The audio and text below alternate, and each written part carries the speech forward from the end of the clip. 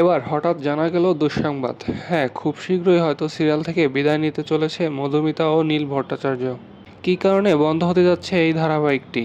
বন্ধ হওয়ার পিছনে কি মধুমিতা নিজে দায়ী? চলুন জানা যাক বিস্তারিত। এই ধারাবাহিকে লিড রোলে অভিনয় করছেন মধুমিতা এবং তার বিপরীতে আছেন নীল ভট্টাচার্য।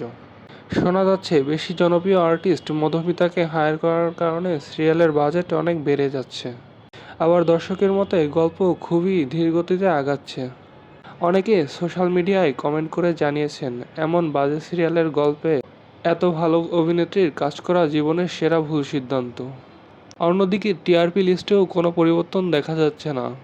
খুব ধীরগতিতে এগোনোর ফলে সিরিয়ালটি দর্শকের মাঝে তেমন জনপ্রিয়তা পায়নি।